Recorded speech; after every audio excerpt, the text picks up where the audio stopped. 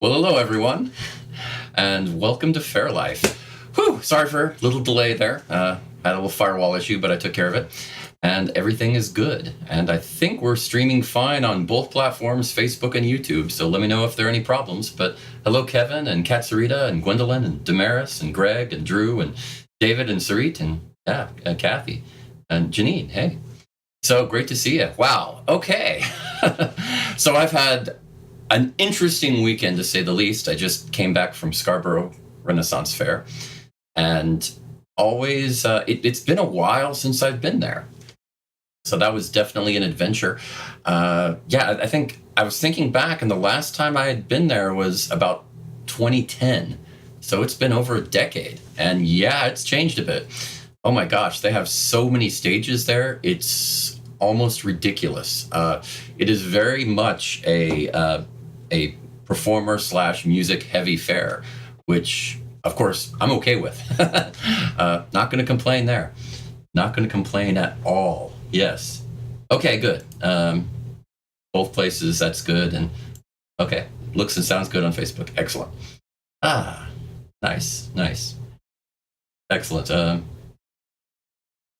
Yes, thank you. I definitely did some tweaks, and they should be much better than it has in the past.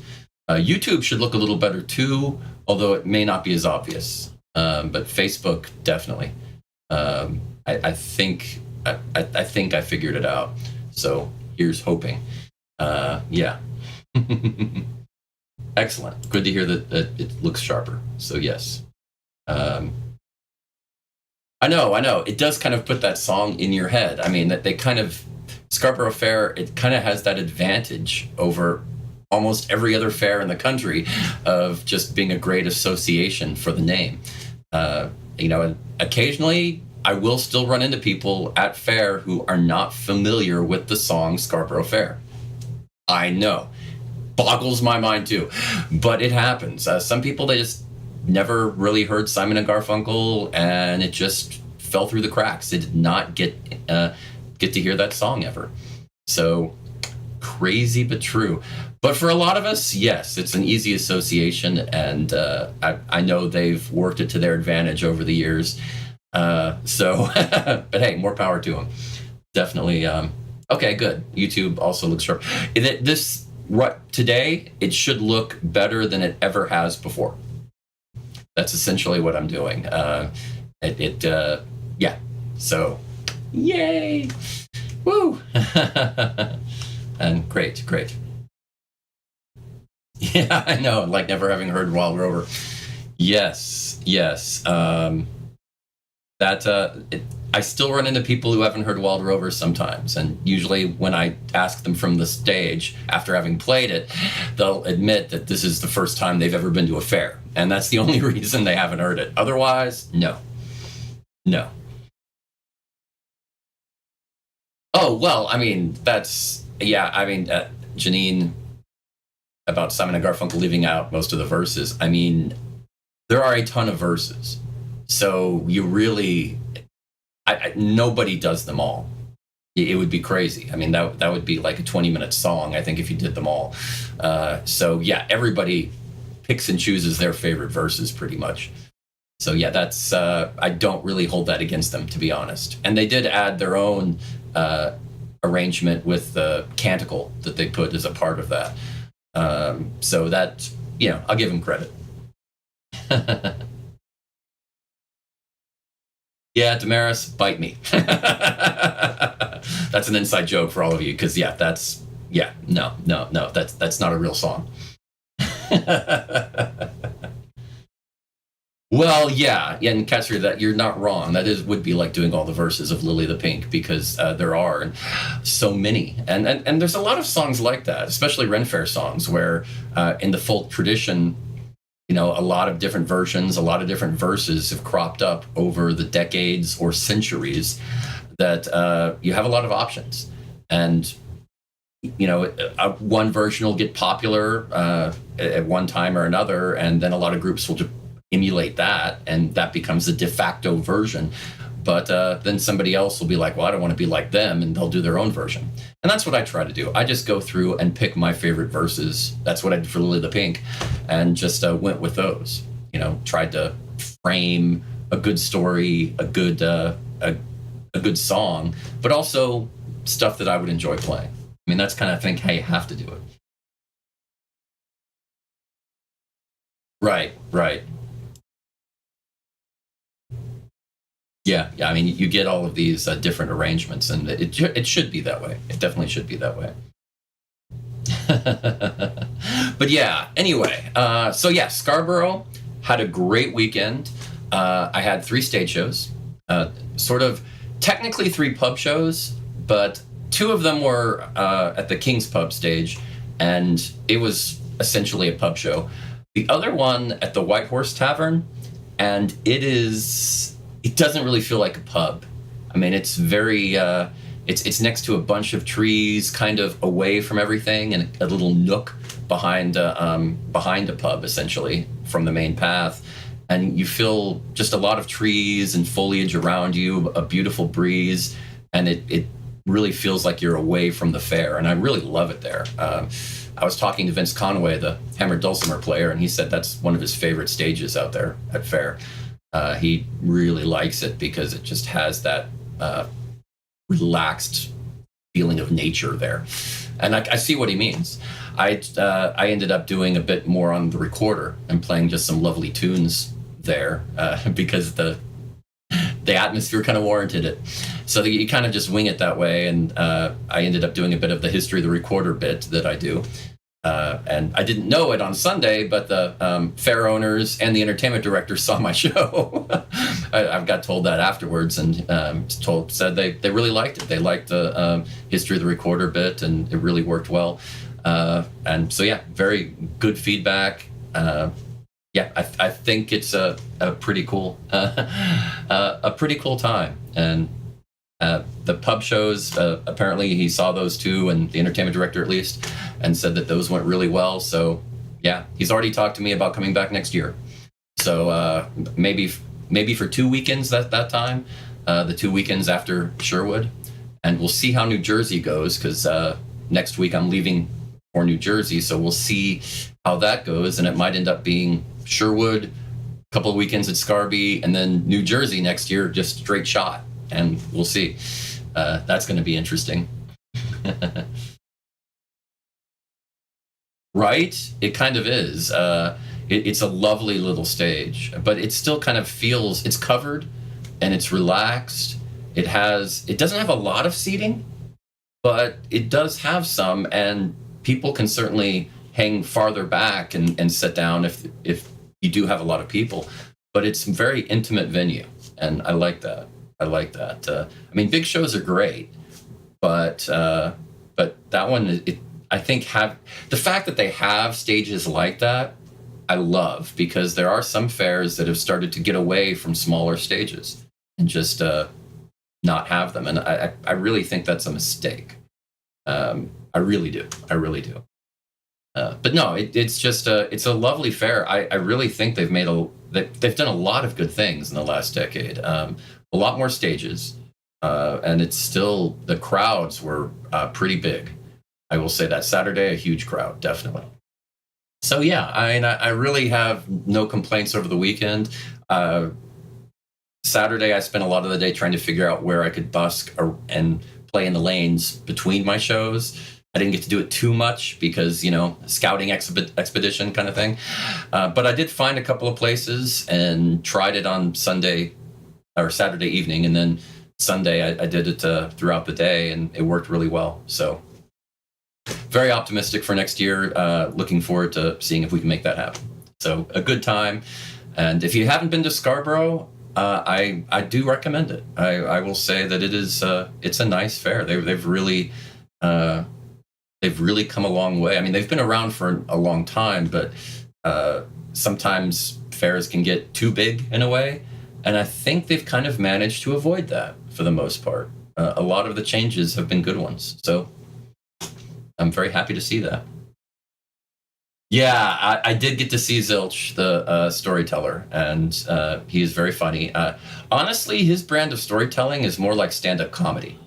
He's kind of, from what I saw at least, it's pretty much doing stand-up comedy Renaissance style, and that's not bad. It's not bad. The stories, uh, but it's mostly comedy, not so much in-depth, interesting stories as much as straight comedy most of the time. But he does a great job. And yeah, I totally get that. Going to Muskogee, that's definitely an option. And something I was even looking at too, but this sort of just kind of fell in my lap in a way, and I'm just going to roll with it and see how it goes. And sometimes that's just sometimes that's the best way to go. You just kind of go with the flow, see what opportunities present themselves, and give them a try. It's a good way to go. Oh, really? Okay, you really know his shows. So is that accurate? I mean, I didn't see all of his shows or anything, but is it pretty much stand up comedy then for what Zilch does? I that was my impression at least. You probably know them better than I do, I'm sure. Um,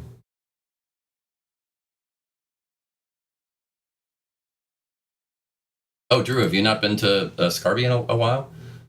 Yeah, I mean that's kind of what happened with me too. It had been a long time since I've been up there, um, and performed. I mean, it's been even longer. So it's just it's that kind of thing. I mean, you're doing fairs most of the year, so you don't if you're not performing there, you don't tend to go. Kind of a thing. Okay, so yeah, the comedy that's okay. Then that was my take on it. But it is effective. I mean, he's funny. It does work, definitely. Oh, okay. Yeah, Muskogee. I've it's been a while since I've played there, but I've really enjoyed it. It is a fun fair. Definitely, definitely. Gosh, yeah, I've played there several times over the years, but it's been a while, and that was definitely on my list if this didn't work out. And hey, it might still be worth checking out, but we'll see how New Jersey goes. I'm really looking forward to that.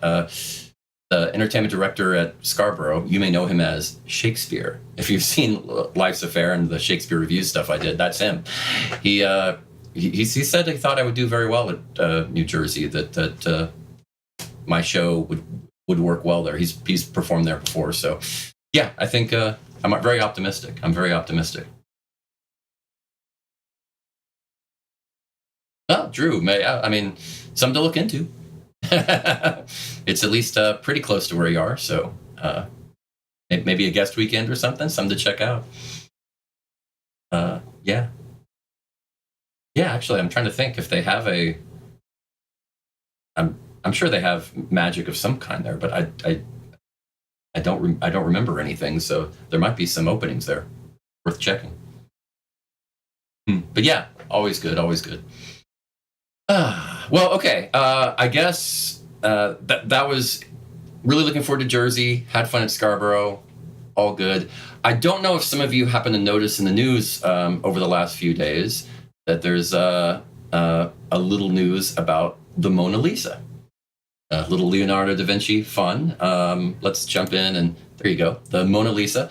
Now, a historian named Silvano Vincetti says that the bridge, and you can kind of see it, well, it might be hard to see there over Mona Lisa's the left shoulder there in the background, that he thinks that he has identified what bridge that actually is. Here, let me zoom in here a little bit, and yeah, boom, okay. How's that? You can kind of see the bridge in the background. Very small, but it's there. And using a lot of research about what bridges were in that area and around Tuscany, where Leonardo was known to be staying at that time in the early 1500s. By the process of elimination, because you can see that has three arches on that bridge, and just eliminating all the bridges that don't have three arches, there's only one that was left. So they think that it was the Romito Bridge in the Tuscan town of Laterina. I'm hoping maybe I'm pronouncing that right. But yes. So they identified the bridge, and now the bridge today is not fully standing. It's there is remnants of it, but it's not functional. And the mayor of Laterina is saying that they want to try to get some funding to restore it.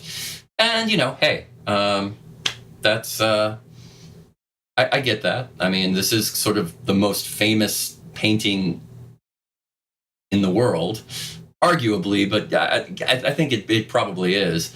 I mean, it was after Leonardo painted it, it was acquired by the King of France and has been hanging in the Louvre since 1797 in Paris. So a lot of history and a lot of interesting, but oh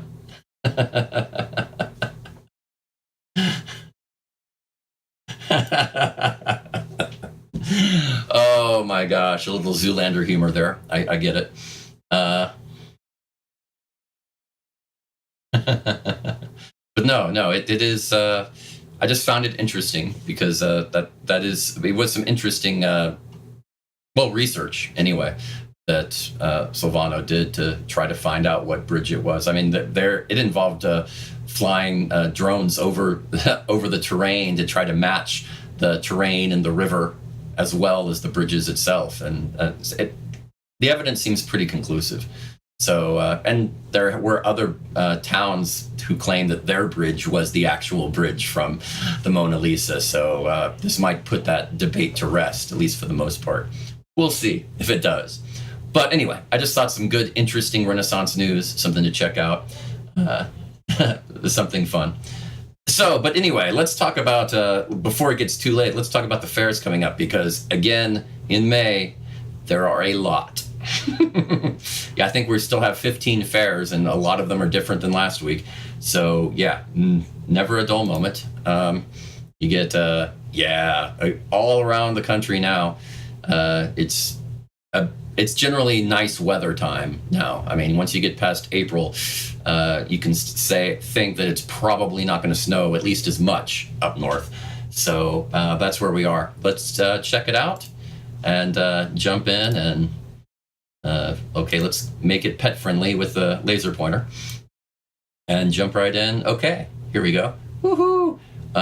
Right up there in the northeast, we have the New Hampshire Renaissance Fair in Fremont, New Hampshire.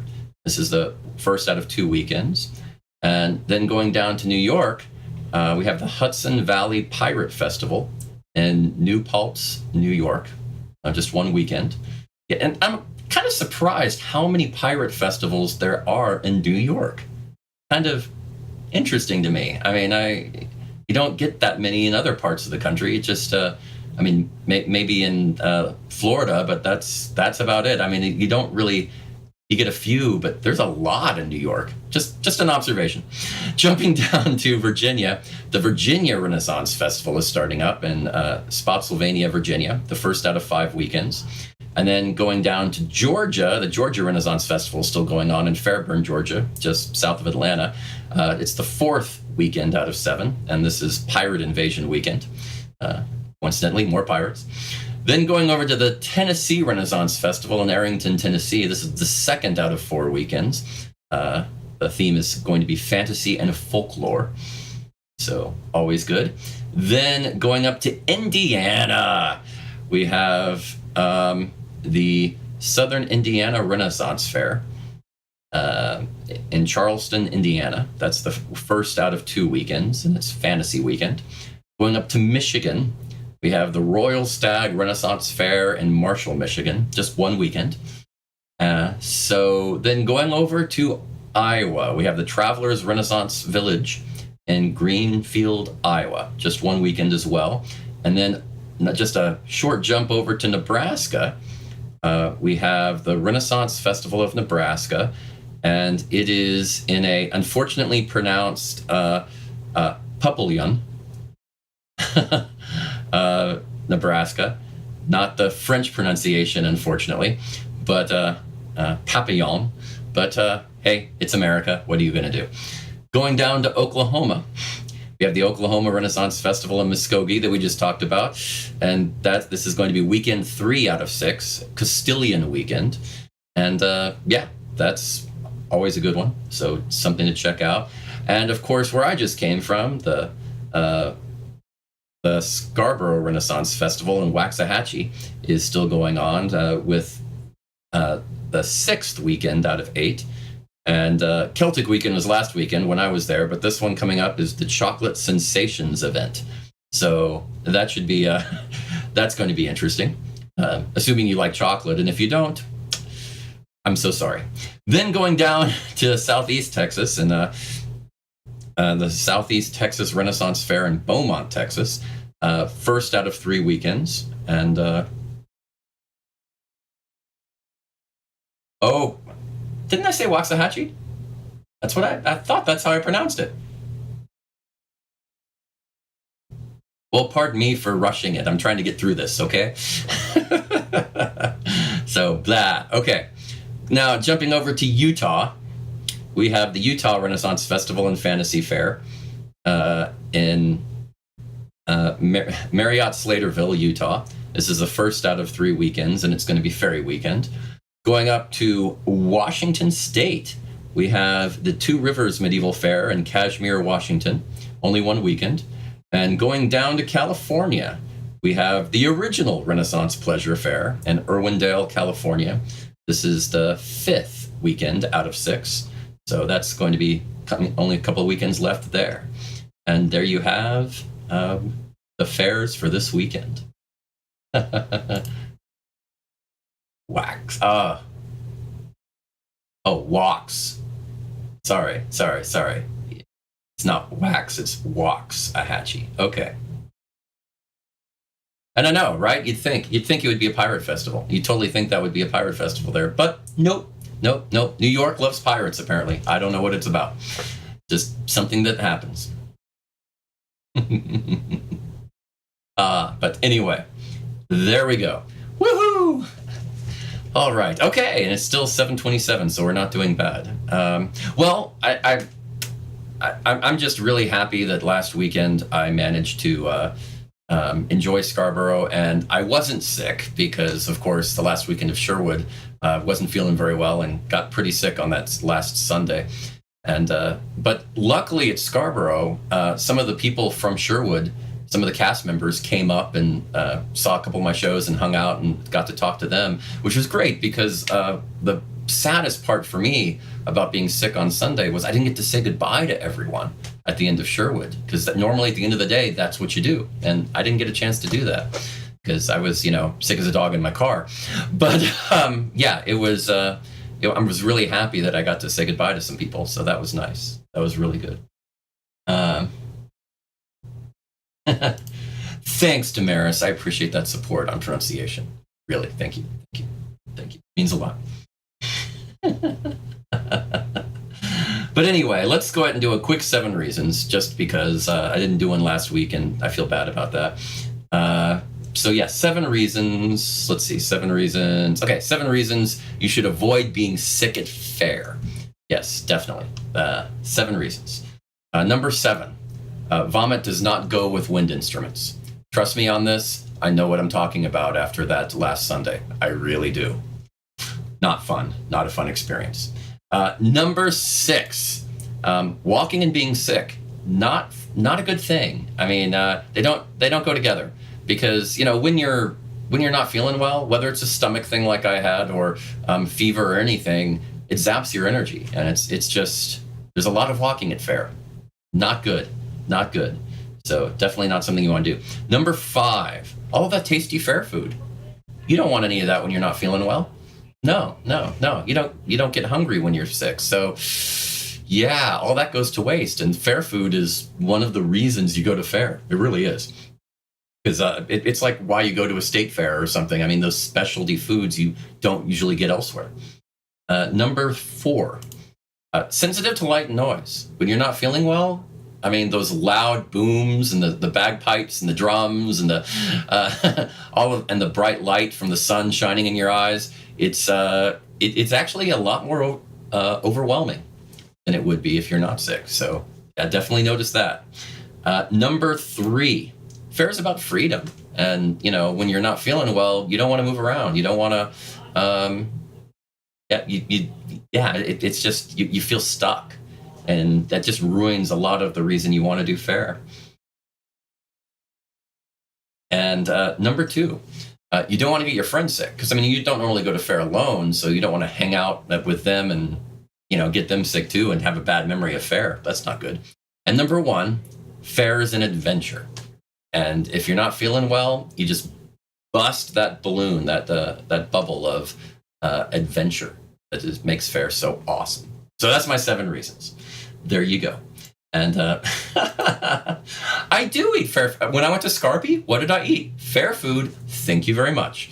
Now Sherwood, I usually stay at home at Sherwood.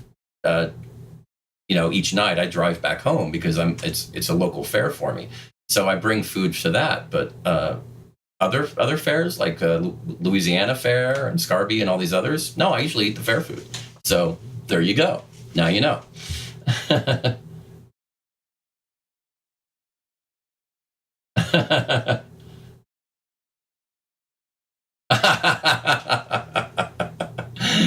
Hey now. No, actually there is. The main thing for me though is I'm a little bit, when it comes to drinking alcoholic beverages, I'm not a huge beer person. I'm more, for me it's more whiskey. That's, you give me a good Irish whiskey, I'm a happy bard. That's kind of it. So and they don't normally serve hard liquor at Faire, so that's sort of the problem. So I tend to not drink beers on stage. I'll drink water or something like that. But yeah, if somebody has a good whiskey, I'll probably try it.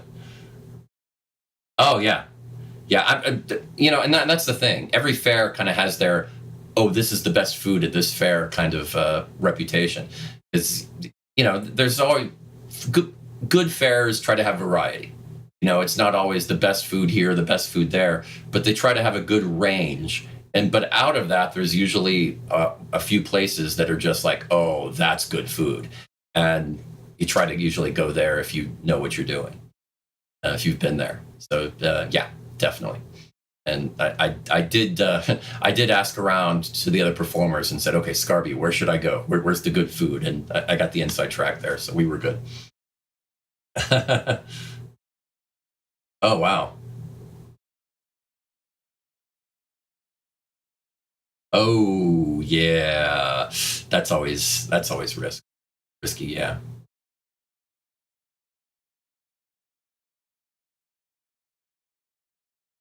Well, yeah, Scotch works too. Depending. Scotch has such interesting flavors and a wide range. Some Scotch I've had that's really good, and some, yeah. There's a whiskey tasting at the Louisiana Fair I've played music for the last several years, and of course, when I play a song there, I have to try the whiskey that they're trying. So it's a tough life. It's a tough life.